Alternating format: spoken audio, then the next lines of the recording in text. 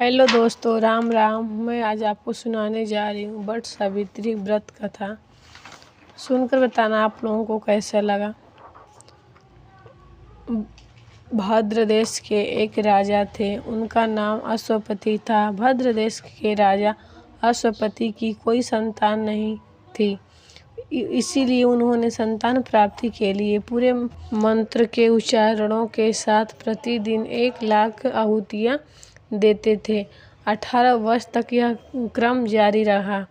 इसके बाद उन पर कृपा हुई। उनके यहाँ एक कन्या ने जन्म लिया। उनका नाम सावित्री रखा गया। सावित्री बड़ी हो गई और बड़ी रूपवान हो गई। उनके लिए कोई वर नहीं मिल रहा था। वर न मिलने की वजह से सावित्री के पिता बहुत दुखी थे। उन्होंने अपनी कन्या से कहा कि तुम अपने लिए स्वयं वर तलाश करना। सावित्री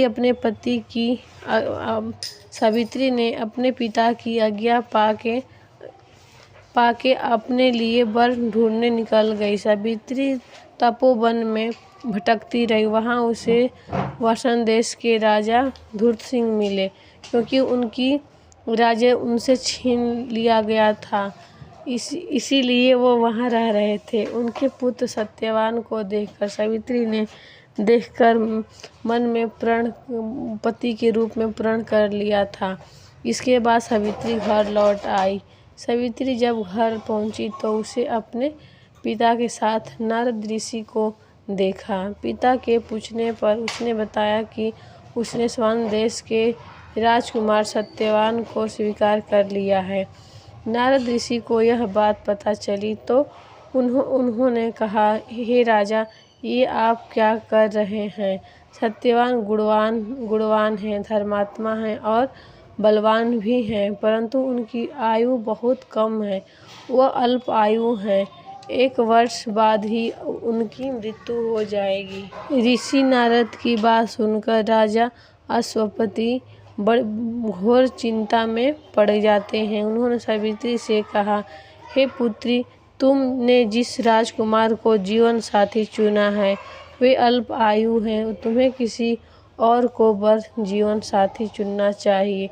इस पर सावित्री ने कहा, पिताजी, आर्य कन्याएं अपने पति का एक ही बार प्रण करती हैं। राजा एक ही बार आज्ञा देता है और पंडित एक ही बार प्रतिज्ञा करता है, और कन्यादान भी एक ही बार किया जाता है। सावित्री हठ करने लगी और बोली, मैं सत्यवान से ही विवाह करूंगी। जब सावित्री ना मानी तो राजा अश्वपति ने सावित्री की विवाह सत्यवान से करा दिया। सावित्री अपने ससुराल पहुंच ही गई। अपने सास ससुर की सेवा करने लगी। समय बीतते गए। नारद ऋषि ने सावित्री को पहले ही सत्यवान के मृत्यु के बारे में बता दिया था। वह दिन जैसे जैसे करीब आने लगा, सावित्री अधीन होने लगी। सावित्री ने 3 दिन पहले ही उपवास रखना शुरू कर दिए थे और नारद ऋषि द्वारा बताए गए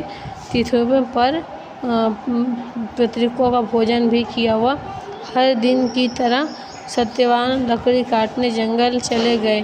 साथ में सावित्री भी गई। जंगल में पहुंचकर सत्यवान ने लकड़ी काटने के लिए पेड़ पर चढ़ गए। तभी उनके सिर में दर्द होने लगा। दर्द से व्याकुल होने के कारण सत्यवान ने पेड़ से नीचे आ गए। सत्यवान के सिर गोद में रखकर सावित्री सत्यवान के सिर सहलाने लगी।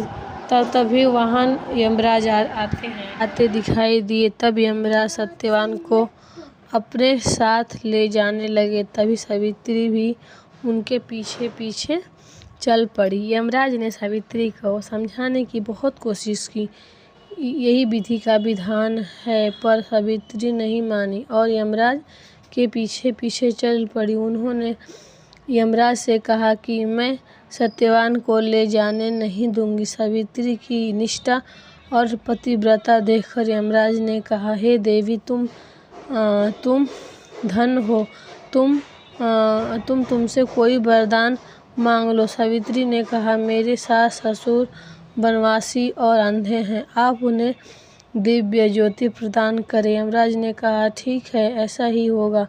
जाओ, अब यहाँ से लौट जाओ। लेकिन सावित्री अपने पति के पीछे पीछे चलती रही। यमराज ने कहा, देवी, तुम वापस लौट जाओ। सावित्री ने कहा, भगवान, हमें अपने पति के पीछे पीछे चलने में कोई परेशानी नहीं है। पति के पीछे चलना मेरा कर्तव्य है। सावित्री की यह बात सुनकर यमराज ने उनसे एक वर और मांगने को कहा। मेरे सास ससुर का राज्य छीन गया है, पुनः वापस दिला दे। यमराज ने सावित्री को यह वरदान भी दे दिए और कहा, आप वापस लौट जाओ। लेकिन सावित्री उनके पीछे चलती रही। सावित्री को चलता देख यमराज ने सावित्री को तीसरा वरदान मांगने को कहा। इस पर सावित्री ने 100 संतान और सौभाग्यवती का वरदान मांग लिया। यमराज ने यह भी वर सावित्री को दे दिए। यह सुनकर सावित्री ने कहा, हे प्रभु, मैं एक पतिव्रता नारी हूँ। आपने पुत्रवती होने का, संतान का वरदान दिया है। अब आप मेरे पति को कैसे ले जा सकते हैं? यह सुनकर यमराज को सत्यवान का प्राण छोड़ना पड़ा और यमराज अंतर्ध्यान हो गए। सावित्री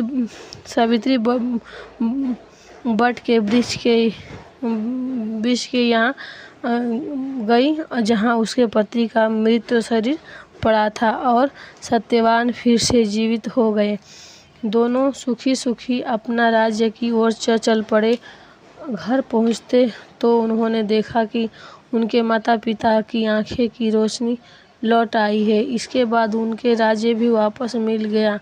इस प्रकार सावित्री सत्यवान दोनों सुख भोगते रहे। तो ये रही वट सावित्री व्रत की कथा। इसको सुनने से सबकी मनोकामनाएं पूर्ण होती हैं और